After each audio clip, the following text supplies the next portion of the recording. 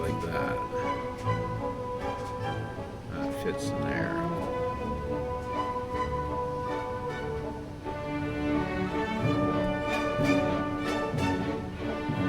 Is that something we want to paint first? I guess we could.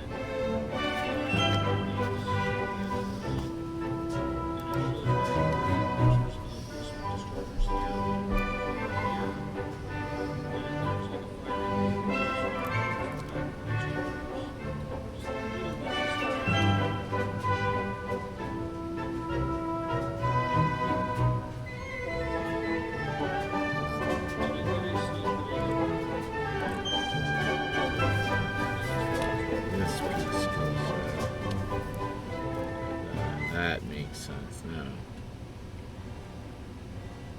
So now we can put a little dab here, a little dab there, a little dab here, and a little dab there. And this little guy should fit right in there. So he's going to fit right in there. So I should put him right in there. I should get him right in there. And that puts him right on the back. Okay, we got him. There we go. Aha! Okay. Let's get that pushed in. There we go. Okay. Here we go. Okay, so now this one can go in now that we know how he goes. You know, a little dab there, a little dab there, a little dab here.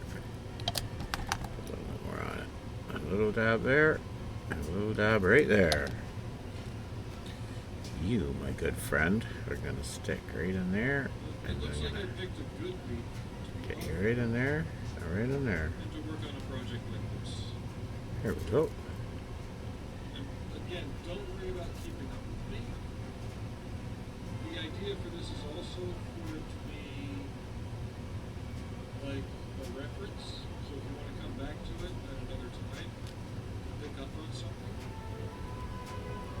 we can do that as well. Yes, I guess. And the book even has a couple of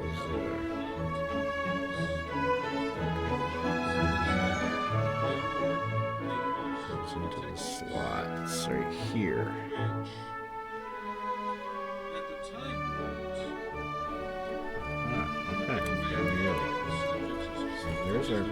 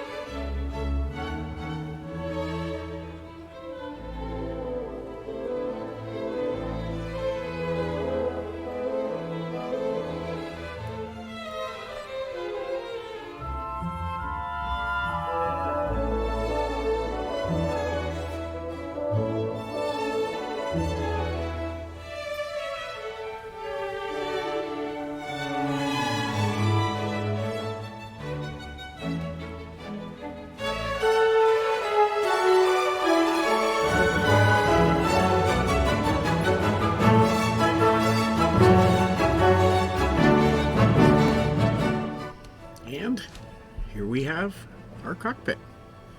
So for our back to basics build, we did maybe stray a bit with the use of a relatively new sort of product, is this UV resin, which I think makes the world of difference for a cockpit, instrument panel like this, which was just very simple detail.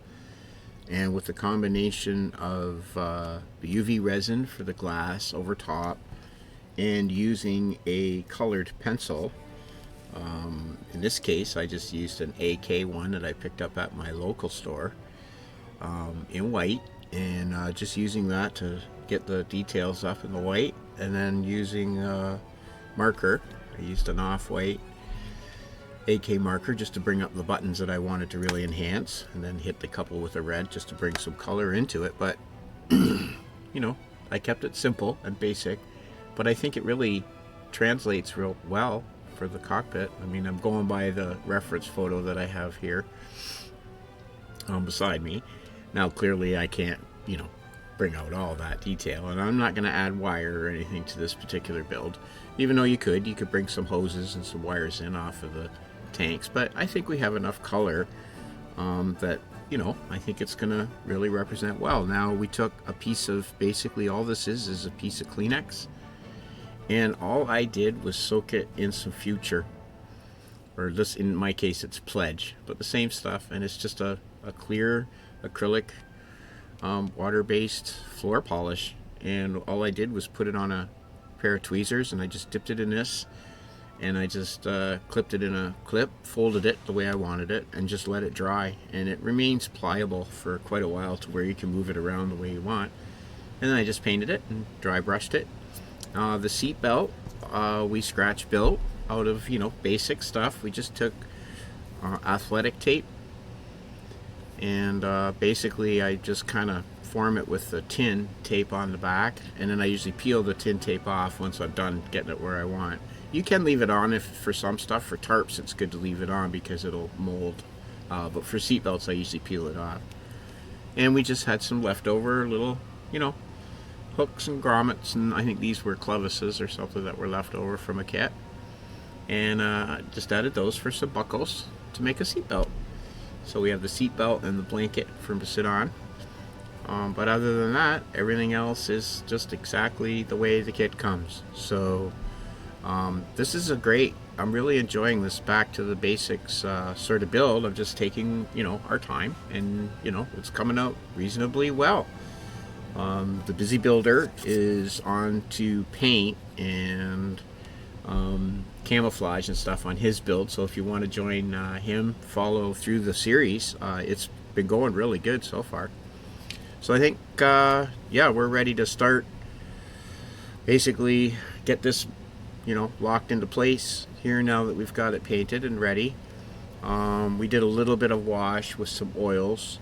I just took a bit of the green and a bit of the really dark umber there, and just mixed it together into sort of a wash that we used, and I just sort of made it really thin, and I used that as a wash to go over top. I didn't want to really weather it overly. I just wanted it to look like it was generally worn.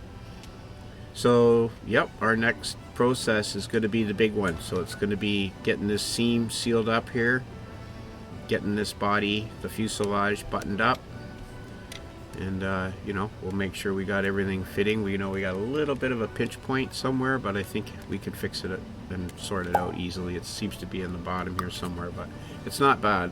Now it looks like we're going to get a reasonably good fit once we get in there. It'll be just wanting to make sure that we don't get any step here in the fuselage. That'll be really important.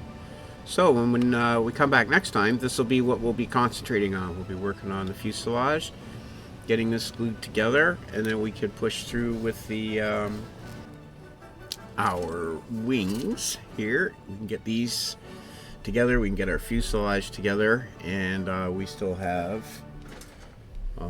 the remaining assembly to do. So we have a full sprue, but we're starting to get down there. The figure we will use, we're going to have him sitting outside of the plane, actually, I think holding a map, sitting on either a barrel or a crate, something like that. Anyways, And we'll just have the cockpit open with the seat belts and all that visible. So yeah, excellent. We're really enjoying. I know we always say that, but this is true. We are really enjoying this HASEGAWA kit. I have to say, for the age of it, it's been really good. Hopefully, the rest of the fit goes really well. This is where we get into the big crucial stuff. Is now getting the assembly and the body and the wings and everything put together. But yeah, should be good times. So join me again for part 2 of our Back to Basics build. And until then, live, love, laugh, plan something for the future. And until then, we'll see ya. Cheers. Bye.